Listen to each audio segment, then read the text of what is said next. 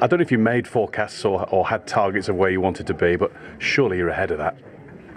Yeah, but as a manager, if you come into a new club, or if you stay at a club, you don't think about after how many games, how many points do I want. No, you only think about implementing playing style or keeping the playing style as much the same as it was. I think we played the match we planned before. We had chances to score. We had one penalty, maybe potential penalty for me, clear. Is that the one at Pau Torres? I think with BR, I think was penalty. I think, but okay, I have to accept as well the decision of the referee.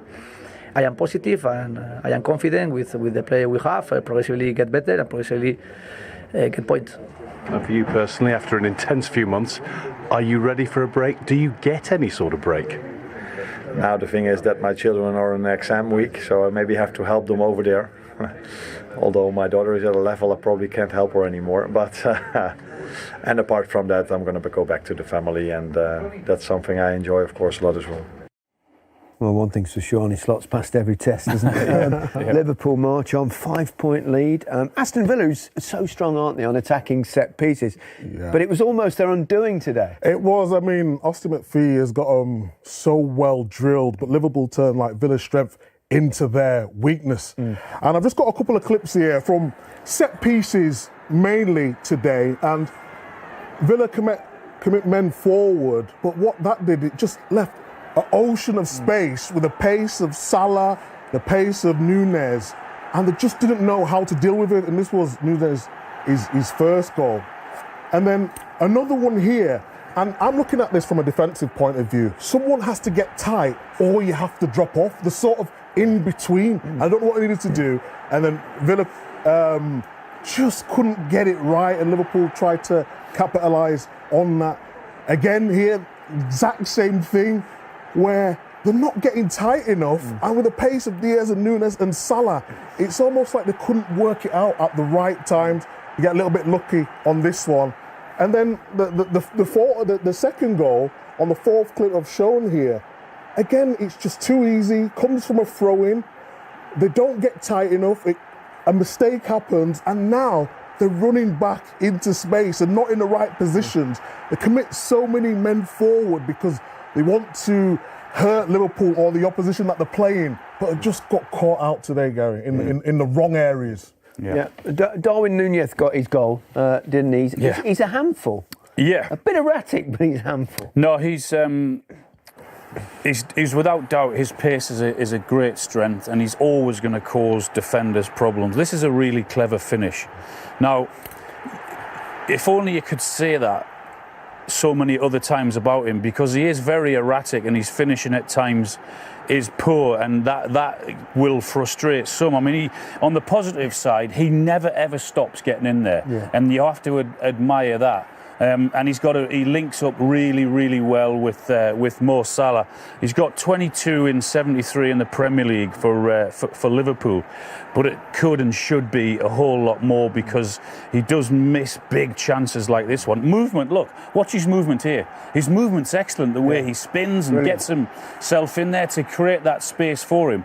But he should have been putting that in the back of the net, and that's another similar thing. He never shies away from it. His finishing? What do you think? I think he's better when he doesn't have time to think about it, when it just happens naturally. When he has that 3 or 4 seconds to think about it, I just think he becomes more and more erratic. We've been talking about that for a while, though. Now. What does he need to do to get that calmness? You've just got to practice. But I'm not sure that that's going to get better. He will have times where you'll think, oh my goodness, that's improved massively when he's scoring goals for a month. Very streaky.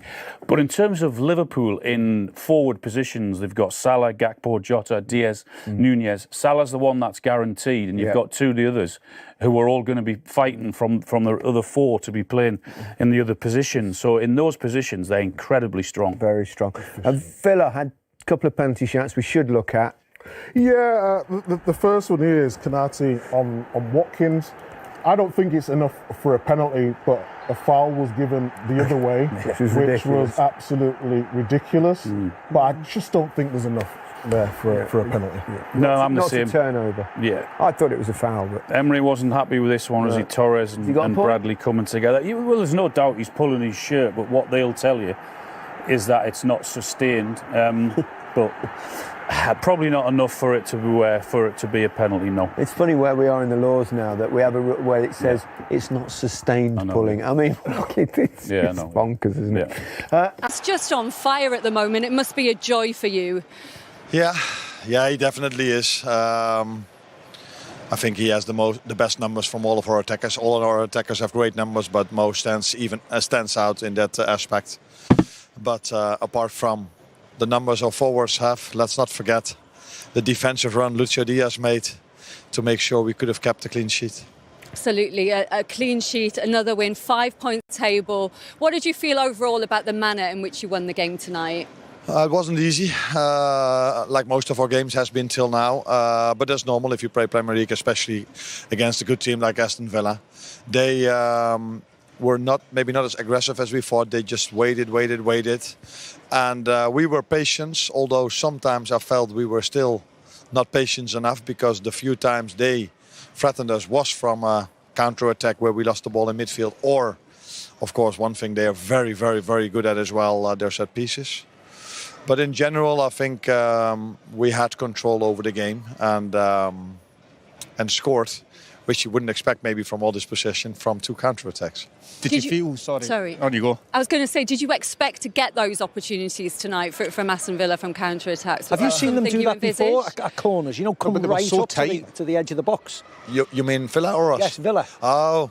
But there was nobody on the halfway line, no protection. No. I think when it comes to set pieces, that's an aspect the assistant coaches do a lot. So I'm mostly looking at, okay, how do they press, how do they build up? But the set pieces are for someone else, although I'm involved, but for someone else. So the only thing I do know is that Liverpool, it's not the first time they score, because a lot of times I wasn't there yet, from breaks like that, because we have players that are so fast on the counter-attack. So it was good to see that we scored 2 from. And how happy were you to see Darwin get on the score sheet today? Yeah, happy. I wondered what would have happened if he wasn't there, because Mo was, in my opinion, he was through on goal. Yeah, he was brought down, yeah. And it felt to me that the referee... well, he waves his hands away. As if it wasn't a foul. It would have gone to VAR and they may have had a look at it. Maybe. He was chasing the referee, you see. But in general, with VAR, it's like, okay, if the referee didn't blow his whistle, then 9 out of 10 times the decision on the pitch stays. So, but Darwin was there and he scored. It was good for him, because I think as a striker, you always want to score.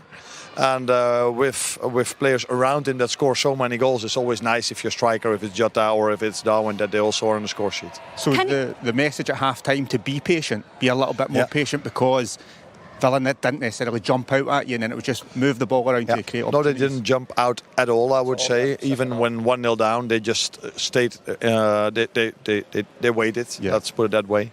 And I think the first half, every time we got the ball on the left, we stayed on the left, and if you got the ball on the right, we stayed on the right. And if you want to hurt a team like this, you have to switch the play much more than we did. And maybe in pressing the goal kick, we were outplayed a few times, in my opinion, too easy. So we said that we have to do this better, and especially on the ball, we were more patient than we were the first half. Arne, we spoke to you at Crystal Palace just before the last international break when you were top, but I know you didn't want to get carried away because you spoke about the real tough tests that you had to come, but you've come through with flying colours through those tests. How do you feel about your title prospects now? Right to it. No, first of all, we're really happy that we, after such a difficult period, most of our players stayed fit, not all of them. Again, you saw with Trent also that he had to go out, so we have to wait and see how he's doing. But we had some tough tests, that's clear. But I think if I look at the games that are ahead of us after the international break, again, they are tough.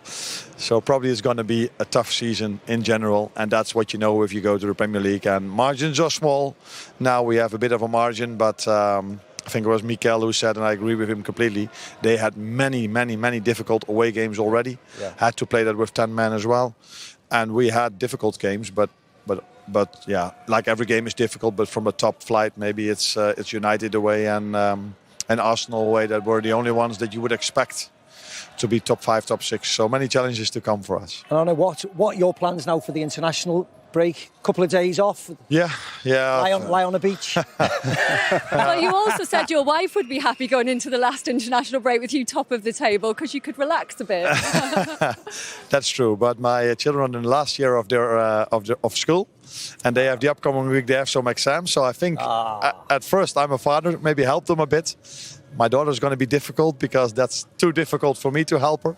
But with my son, I'm maybe able to do so, and then afterwards maybe a few days enjoying some sun, if there's sun anywhere in Europe. Those children get in the way, don't they? Those children in school. I hope you enjoy a bit of a break, and congratulations on the win tonight. Thank you. Brilliant, Catherine. Well done. Well done. Congratulations. Thank you so much.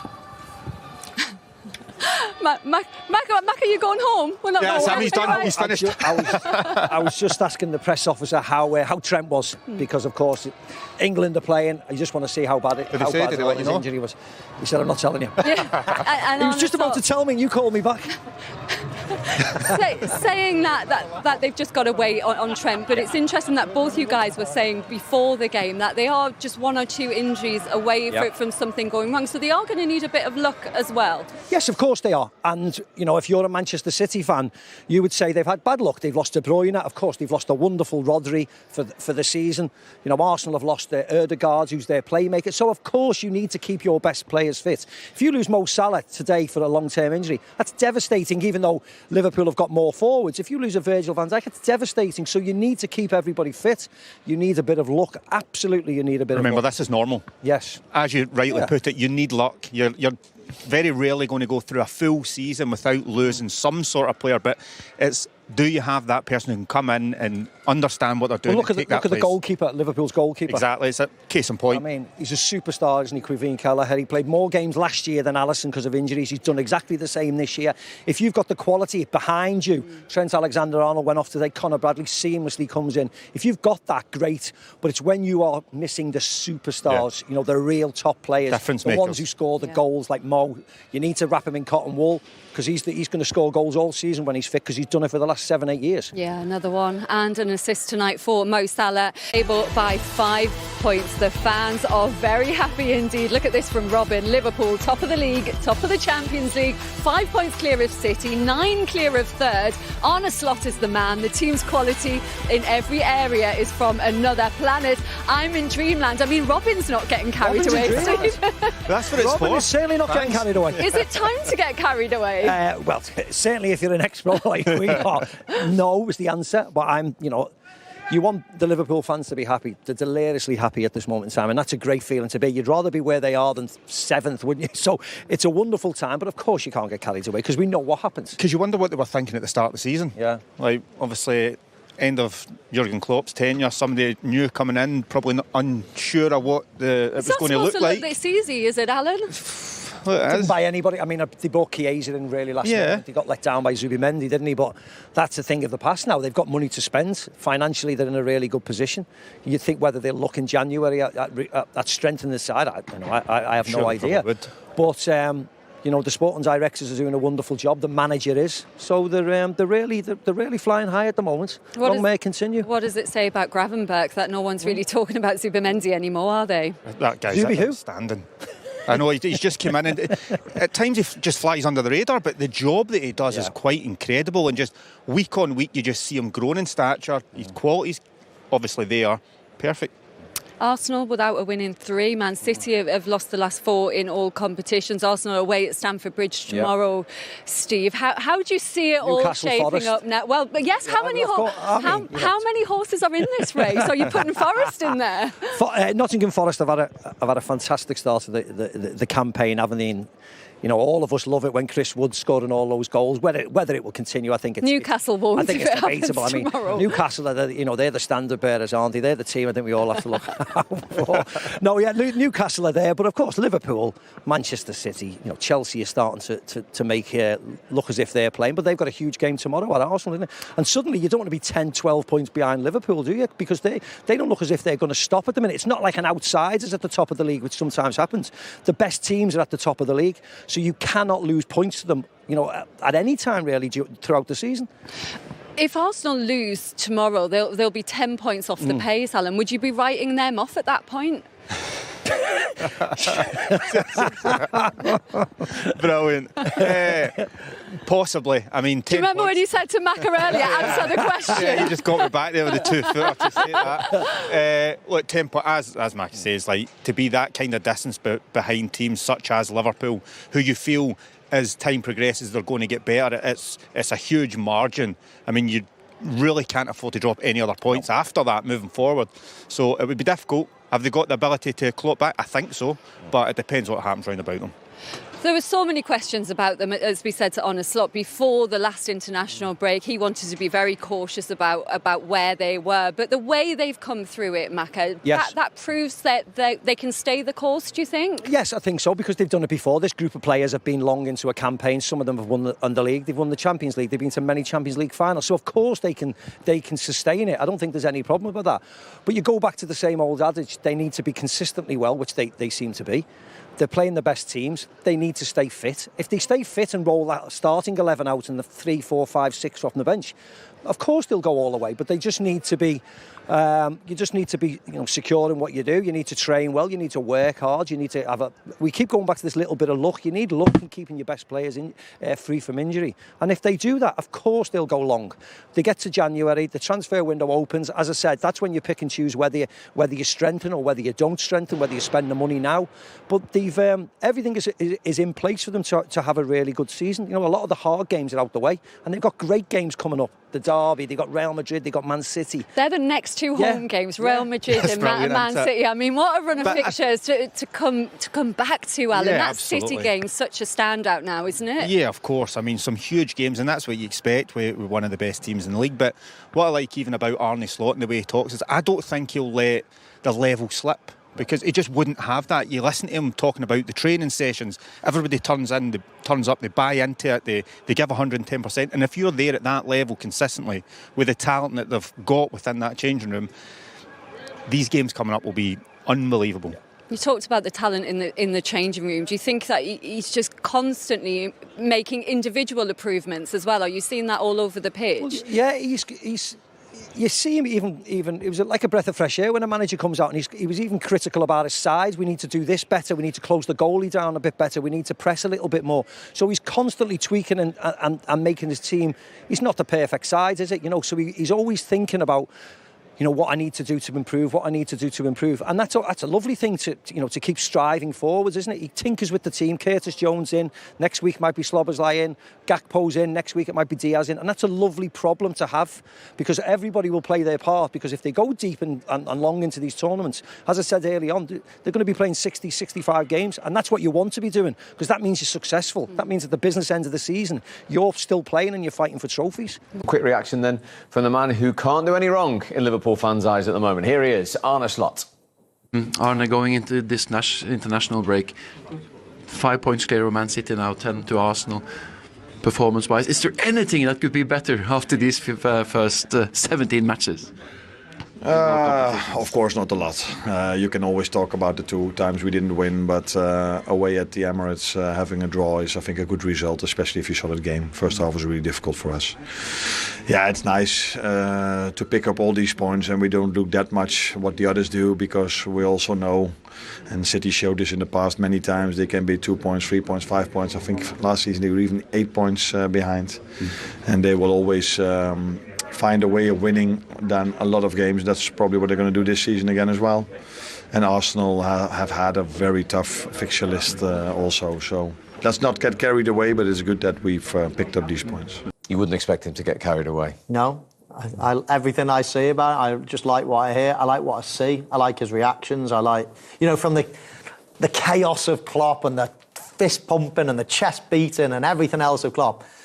It's actually quite nice that a different character has come in. I think otherwise people would be comparing him too much, whereas I think he's totally the opposite. He's calm, he's calculated, he just looks in control. And it's easy to be like that after you've won a few games. But even in his first game, before he'd even taken charge of a game, I just loved his demeanour on the side of the pitch. And The fans are starting to love him and starting. I mean, the three of us obviously at Ipswich on the opening day when he got his first win. I mean, we couldn't have predicted what would happen in all competitions since then. No, 100% not. But they played well. That day, second half they came out and showed what they were all about. But again, his reactions there. I mean, he spoke about the rivals as well. I just like his whole demeanour and his character, and he's doing a fantastic job. He certainly is. Gentlemen, thank you for your company, Michael and Darren. So what a situation for Liverpool to be in as we head into the international break. 5 points clear at the top of the Premier League from the three of us. We'll see you soon.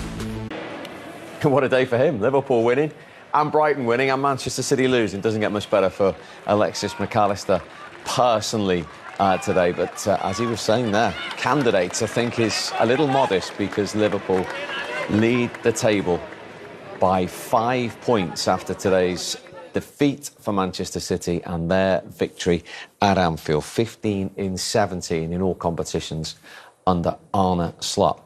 He was quite honest there when he said before a ball was kicked, we weren't considered to be title favourites, but we're candidates now. I mean, it is only 11 in, but 5 clear at this stage? Well, they were always candidates, of course. I think most people fancy Manchester City to start the season. Were they most people's third favourites, fair to say? I would say third favourites, yeah. Then a lot of people thought Arsenal. And then I think Who did you two tip, by the way? I thought Arsenal might have a strong season this season. Yeah, I was with Martin. Arsenal would win it, yeah. Me and him were the two pundits that went Arsenal. Everyone else went Manchester Long City. season, Nobody said Liverpool. Nobody that I know of, anyway. But they haven't won it yet. As you know, Steve, it's still early on. Manchester City, Arsenal can both go on brilliant runs, as can other teams as well. But what a lovely position to be in. I mean, that many points ahead already. And more importantly, other teams wobbling. You know, you'd never like to see players injured. But of course, you know, Manchester City with Rodri out for the majority of the season, a few problems off the pitch. They've got a smallish squad, and if you get a few injuries to the squad, then it can be a problem. That's what's happening at the moment. And by the time they shake themselves down and get back on the straight and narrow, it might be gone if they continue in this form. You know, Liverpool might be 10 points ahead by Christmas. So you never know, but I mean, at this stage of the season, Liverpool are pinching themselves, thinking, you know, their two main challenges are both faltering at the moment. And let's point out, we are concerned, obviously, with the Premier League, but Liverpool at the moment, as we sit here, are top of the Premier League and the Champions League. I mean, talk about combining the two fronts with a new manager following Jurgen Klopp. Yeah, I mean, it's been pretty much faultless. Really worried about Liverpool and Arne Slot coming in because a lot was made of the way Jurgen Klopp played football. But Arne Slot was coming into a very good team. I mean, you're talking about Alisson, one of the best goalkeepers in the Premier League. Van Dijk, one of the best centre-backs. Trent's probably the most technically gifted fullback we've ever seen in Premier League history. You've got Salah, one of the greats. So I almost felt like him coming into this Liverpool side wasn't going to be a massive change. All he's had to do is tweak one or two small things, but the team almost picks itself. So the fact that Liverpool are kind of pushing and look like they are probably one of the favourites for the Premier League, it doesn't really surprise me. Yes, I thought Manchester City would be better. And I didn't think they'd lose Rodri, which is unfortunate. I thought Arsenal would look better, but the Odegaard situation and one or two decision-makings, maybe the pressure's getting to Arsenal a little bit. But I always felt Liverpool would be in the mix. Now, yes, they've been pretty much faultless. I still don't think we've seen them play to their absolute maximum yet. But, again, if you're a Liverpool fan, that's got to be a positive, right? You're 5 points clear and you're still probably at, I'd say, 90%. I still think there's a little bit extra. I think the Brighton game, I think last weekend they gave them problems. I think Villa, a couple of set plays, Kelleher pulled them out a little bit. So, as good as Liverpool have been, and they have been fantastic, I still think there's a little bit more room for improvement. And there's certainly room for improvement with Darwin Núñez, because he's a bit of an enigma, isn't he? He arguably could have had a hat-trick today, 2 great chances, but he did get that all-important first goal with a very good finish that you were impressed with from the Villa corner. Yeah, it was a theme of the match. Villa, every time they had a corner, it seemed like Liverpool would go on a counter and either score or had a very good chance. I mean, I know Villa have got a set-piece coach, but they need to mop up on set pieces 4. This was a very good goal. This is a very good finish. Said before, when he doesn't have time to think, when it all comes natural, then Núñez can finish. Referee plays a good advantage. Got to mention that. I think there's a sending off and a free kick for Liverpool. However, of course, they'd like the play to continue and to score the goal. And it was a lovely finish. I like the way he lifts it here because Martinez, he knows that Núñez wants to go around the goalkeeper here, so he stays on his feet and actually does well. He gets across fine, but just lifting that ball into the roof of the net was the finish that was just called for at that time, and obviously puts Liverpool ahead at the top end. Is the difference here A lot of people saying about Arsenal, they're playing Havertz, Jesus, they still need a striker. If anything happens to Haaland, now Alvarez has gone at City, what happens there? Where Liverpool, when they've all fit, Jota's not available at the moment, they've got 5 for 3 positions. Yeah, I mean, you could say, it wasn't a problem for Arsenal last year, but then a little bit of luck with injuries because they weren't that many. So they all got their goals. I think Arsenal were second highest goal scorers in the league last year, so it wasn't much of an issue. But when you get scenarios like this, where they are struggling to find the net, and then you look at the options, as you said, that Liverpool have got, because I agree with you, if City were to lose Haaland, that's equally as impactful, if not more, than Rodri, because for me, he's their main source of goals. If he doesn't score, who's going to step up and score goals consistently? But for Liverpool at the minute, as you said there, if Salah doesn't score, I mean, he seems to be the mainstay because he's so durable. If he doesn't score, I know Jota's out, but he's shown that he's more than capable. Gakpo can come on and get a goal. Darwin Núñez will get his goals. Luis Diaz. They've got so many different options, and again, that has to play into Liverpool's favour because no centre forward goes the whole entire season where you're scoring goals every single week. At some point, you have a bit of a dry spell. For Liverpool, if one of them has a dry spell, Salah has a dry spell, they've got another 4 options, so you have to say that obviously plays into their hands. Salah's certainly not having a dry spell at the start. He's into double figures now. His goal sealed it. Yeah, like he just doesn't go through dry spells, does he? He's just a goal machine. Incredible. He's going past everybody at the moment. Up another place in the standings not so long ago, the Premier League all-time standings. This is, you know, you never doubt when Mo Salah's got time like this. You don't doubt him anymore, do you? You know, conversely, when we see Darwin Núñez going through one-on-one, you sort of think, oh, he's not going to score. Whereas, I mean, you spotted this, Benty. Just explain this defending, please. Yeah, I mean, for Konza, it's got to go and affect the ball. Mo Salah's the most dangerous that I think there. Go and affect the ball. This is incredible. But he chooses to opt and go away, and he almost makes up Salah's mind for him. And in that position there, being Salah, being the goal scorer that he is, he's probably delighted that Konza's done that, because if Konza goes and affects the ball, he has to play it, square it. I mean, of course, it's a tap-in for Luis Diaz, but the fact that he completely runs towards Salah and then goes completely away almost makes Salah's mind up, and as Michael said there, such a composed finish. He also said he'd nudged his way up. Recently went above Robbie Fowler in the all-time scorers. He's 165 there, 10 off Thierry Henry, 12 off Frank Lampard, who's with us tomorrow, almost 20 off Aguero. If he was to sign and stay at Liverpool, I mean, where realistically, because we know what Mo Salah's like with records and numbers, he knows them all. Yeah. Where could he nudge his way to, do you think? I don't think he could. I don't think he can catch Shearer, but he can be second. Really? Yeah, if he stays. Yeah. If he signs another 3-year contract, he could score, probably will score 60 or 70 more goals.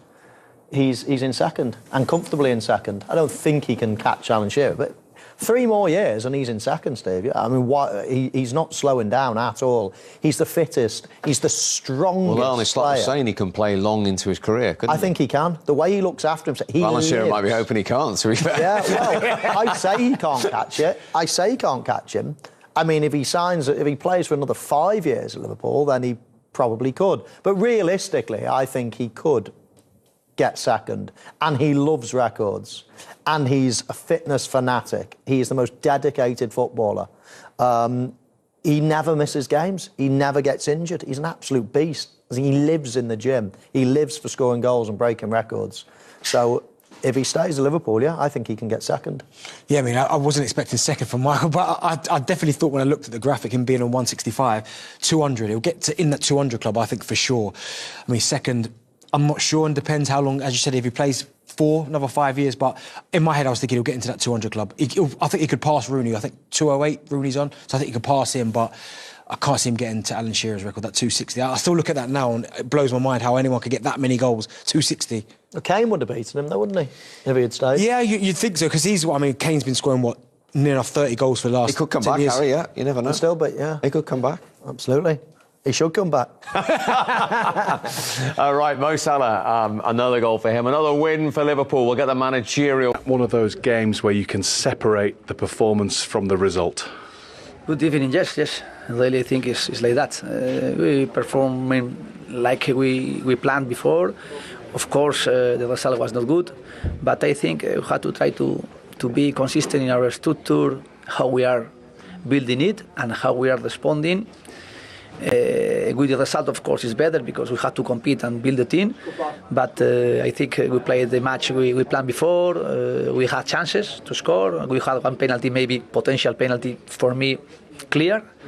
Is that the one at the end on Pau Torres? I think with VAR, I think was penalty. I think, but okay, I have to accept as well the decision of the referee. And when they scored the second goal, the match more or less was finishing. But until the second goal they scored, we had chances and we had control. Sometimes we were passionate as well defensively, trying to feel comfortable even when they were dominating with the ball. But I think overall we compete. Overall, they are still being better than us. Liverpool last year, this year as well, they started better than us, of course, and they are favorite and they are contender to win the title in Premier League and even in Champions League. But I think we have to try to get our way, and we are in this process. And of course now we are with some point under.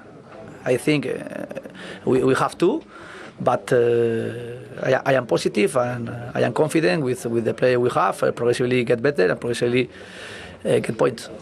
I'm not too disappointed with the performance then. He's also unhappy with those penalty shouts, particularly the one he mentioned in the second half. So let's get the gentleman's opinion. This is Conor Bradley on Pau Torres in the penalty area. What do we think? Penalty. It's a penalty, Steve. You can't do that. There's just a blatant pull. Pau Torres, as we can see, he's there at the front post. He drags him out of that area with a shirt pull. If the ball goes to the back post, floats over everybody, then I think, oh yeah, turn a blind eye to that. It didn't affect the play. That is a blatant pull out of an area for him to clear the ball. Same player clears it. I've seen it. I'm astonished. Once that went to VAR, I'm astonished. Aston Villa, they put the ball into that area. Pau Torres makes the run. I think Conor Bradley, he's almost blindsided by it and thinks, oh no, and reacts and just grabs him. And for me, he's yanked him out of that area. So the fact that the VAR looked at it and said no penalty and cleared it so quickly, by the way, yeah, for me it's a surprising one because I think there's a penalty. And let's remind everyone, that was at 1-0. Yeah, big moment. I mean, we discussed at half-time, didn't we, whether there could have been a penalty, and it was sort of a 50-50 penalty in the first half. I think that's a stonewall penalty, personally. And as much as I was happy VAR staying out of the first one, because it is a debatable one, I don't think there's any debate in that. I mean, he's literally dragged him out of the area that he was about to touch the ball in. He gets in front of him, the ball goes into that exact area, and he literally pulls him out of it. Should it make any difference the amount of time he's been pulling him? No, not at all. He pulls him out of it, pulls him out of the area. It doesn't matter whether he's pulling him for 1 minute or 1 second. He's in that area and he drags him out of it and then clears the ball. As I say, if it goes over their head, then I think, oh, you shouldn't really pull shirts there, Conor. But the ball's not gone into an area that's not affected the game in any way. That's directly affected. A ball coming in, he would have got to the ball. It's a penalty for me.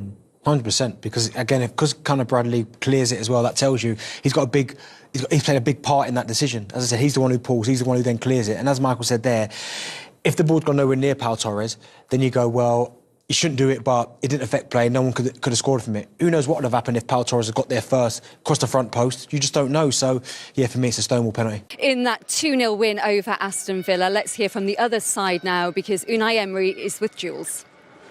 Unai, how do you assess the performance of your team tonight? Good evening. I am happy how we respond, how the players face them. Of course, Liverpool, they are in transition, very, very good team. They dominate sometimes, but they didn't have a lot of chances, clear chances to score. And we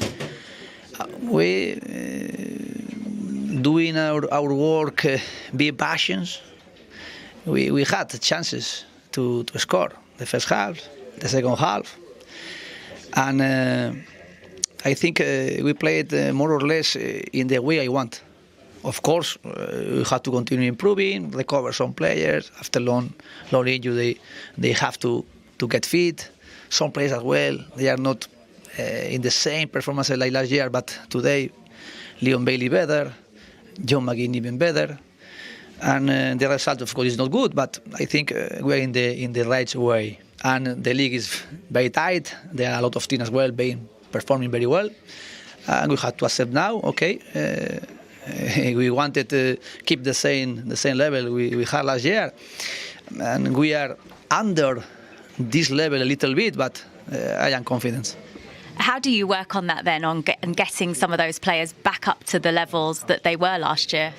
Yes, of course. This is the first OJT we have with the player we are working, and last year they performed very well. This year again recover the same performing for the team, and some players after long injury as well, they are coming back and getting better. But I believe how we are doing the way. Of course, we are facing again something like last week Tottenham, now Liverpool away. Always is very difficult, and their level is their high level. But of course, we are facing them last year. We are facing them this year. We are under Liverpool, of course, the result in the table. But we have to try to keep the same positive mentality we have, and try to accept sometimes some result like we had this week. Of course, we lost 3 matches, and keep going. Thanks, Nuno. I appreciate your time. Thank you so much. Thank you. Yeah, it is a tough period for Aston Villa, and they've got tough tests to come as well. When they come back, they host Palace, and they've got Juventus away at Chelsea as well, Alan. It doesn't get any easier. Are they going to get out of this slump? Look, by working hard, I think it was interesting to hear Unai Emery there speak about that's how he wanted his team to play. We spoke before how we know that they can be aggressive. That's what made them a good team last season. And then Arne Slot coming to speak to us, and him talking about we thought they would come and put more pressure on. So whether that's something new that, well, I've seen in recent weeks that they've been doing, I think they need to get back to what they're good at, and that is being aggressive. I know, look, you can't open up here and just go all out and attack. That's not what we're saying, but there's times where you can go and press, you can affect the game. I think they need to get back to that, because that's how they ended up fourth. Conceded the most goals in the top 9, Steve. How big a concern is that for a team who wants to get in the top 4 again? It is a huge concern. Conceding goals is a no-no, isn't it? It's as simple as that. So that is a concern for them. And what I would say is that, they've come here today, the way they played, as Alan rightly said, they dropped a little bit deep, but this is their 3rd away game in 6 days. Tottenham away, going across to Bruges, getting back and then coming to Anfield. It's a difficult set of results, so you can't be overly critical on them. It's a hard run. Liverpool are flying. Tottenham played well last week, so they'll get back to it. They've got Palace, as you said. They've got Juventus, and with all respect, and not all that, of course, they're not the Juventus of old.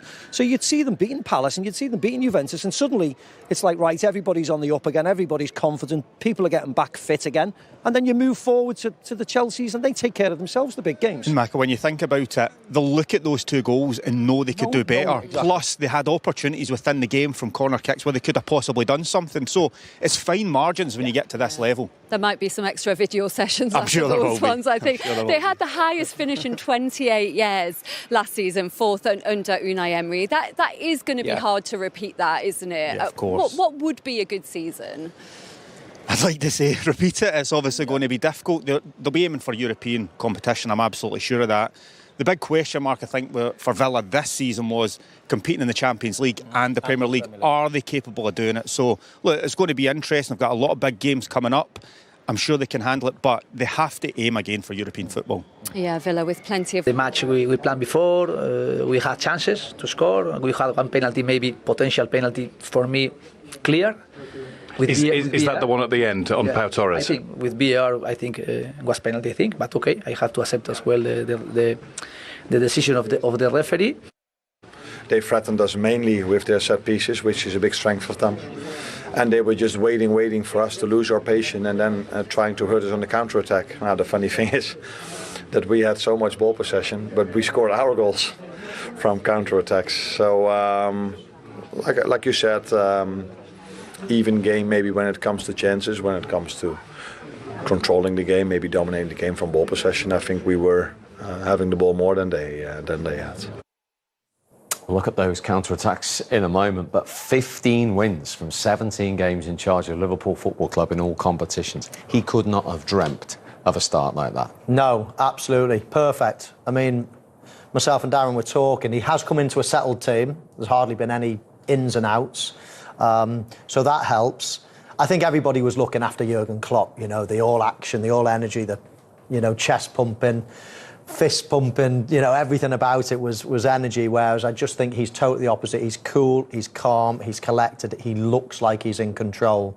And I'm liking what I'm saying. He's just, picked it up where Jurgen Klopp has left off. Yes, he's made a couple of little tweaks and changes. Whether they're better or worse, people can argue. It is probably not as exciting to watch. They keep possession a little bit more. The fullbacks don't necessarily go and join in as much. But the results are coming. And as I say, it's all looking very, very calm and controlled at the moment. He's brought a patience about Liverpool, hasn't he? We saw that at 1-0 in that game. There was no panic. No, there wasn't. And I think, as you said there, Jurgen Klopp, everything was about getting the ball forward as quick as possible. But it's all patient. But I mean, this goal here, and I still love the pass from Virgil van Dijk. He just doesn't look, and most defenders there will just clear it. He puts it into an area where he knows Mo Salah could get onto it. And yes, the referee plays an advantage, which was right. And it's a really good finish from Darwin Núñez, because as I said, I thought the touch was a little bit wider than it needed to be. But he reacted well, first of all, using his pace to get up there alongside Mo Salah, which takes some doing. But it's just the ability to lift it there, because he knows if he goes along the ground, Martinez does well, he'd probably save it, but just lifting it a fraction, it's a really, really good finish. Yeah, referee does really well to play the advantage. It would have been a red card, I'm pretty sure, and a free kick, though, so I'm sure Liverpool would have liked the advantage to score the goals, to score the goal they did. And it's Darwin Núñez is the way he lifts it. That's the difference. He has to go wide, but Martinez knows he's going to go wide, so stays on his feet and then dives, and he had actually got it covered down low. It's a little bit of a lift that did the trick. And another counter-attack from one end to the other to seal it with Mo Salah. Yeah, it was incredible, the counter-attacking today. I mean, every time Aston Villa had a corner, they either looked like scoring or looked like conceding, because Liverpool counter-attack. This is a different type of counter-attack.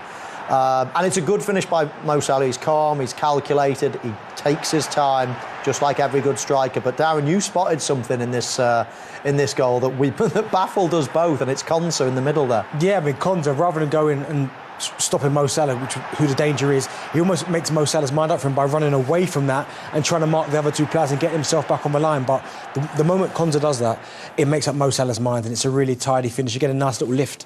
165 he's on now, as you can see. 10 off Thierry Henry, 12 off Frank Lampard, and who knows where he can get to if he's still a Liverpool player next season. Now, we heard Unai Emery there talking about 2 penalties. Certainly the one in the second half he felt was a stonewaller. Let's try and clear these up. The first half, Ollie Watkins with Konate. Yeah, this will cause debate, and I'm actually really pleased that VAR didn't get involved, because some people think yes, some people think no. I thought, if anything, Konate did come across Ollie Watkins. It was a hard one to say. I think probably, and I think this one definitely. You simply cannot do this. You simply cannot. Pau Torres at the front post there, he gets dragged out the way. If the ball floats to the far post, then you say, yeah, maybe, not, let's turn a blind eye. But that ball was going to Pau Torres. You can't drag him out of the picture, and I thought it was a definite penalty, and I'm surprised VAR didn't change it. Yeah, I thought both were penalties. I thought the first one, OK, VAR didn't get involved, fair enough, but the second one's definitely a stonewall. I mean, you can quite blatantly see from the replays, Pau Torres makes that run initially, Conor Bradley almost panics and thinks, right, blindside, grabs him, it's a foul. 100% it's a penalty. What a situation. 5 clear at the top of the Premier League and top of the Champions League for Liverpool. It is incredible, yeah, and going off to international break.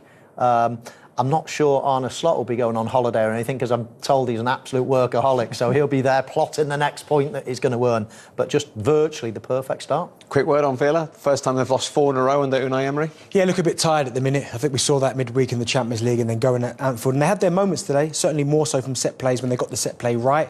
But they just look a little bit like the squad's thinning out a little bit. They need players that need rest, and maybe this international break will just give everyone a chance to kind of reset. And certainly Unai Emery, who puts everything into team preparation. So yeah, a little bit of a wobble at the minute. Try to win games again, so 4 in a row. I wouldn't say 4 in a row, 2 Premier Leagues in a row. Defeats in Bournemouth here, so yeah, I have to change it quick now. The schedule come tough, but it's going to happen when the players coming back. So it only can happen to be worse. They're not going to win, right? So maybe after 7 years winning 6 Premier Leagues, maybe 1 year, another team deserves it. But yeah, we go there second in the table. We'll see what happens if afterwards the result for Liverpool, Aston Villa, we'll see. Well, perhaps there's maybe another team deserve it. A little bit of tongue-in-cheek there, because, as I said, that is the first time in his managerial career that he has lost 4 games in a row. Yeah, it'll be particularly painful for him, of course. Better doing it at this stage of the season than right at the end when you're going on a run-in. And I doubt they will do that. They'll pick up form and they'll go on a surge like they always do. It's whether they leave it too little too late. Because you can't be given good teams in the Premier. We've seen it in recent years. You can't give teams a start now. I mean, virtually every team towards the end, the last couple of months of the season, they hardly drop points. Once they're focused on it, they're absolute machines, all of them.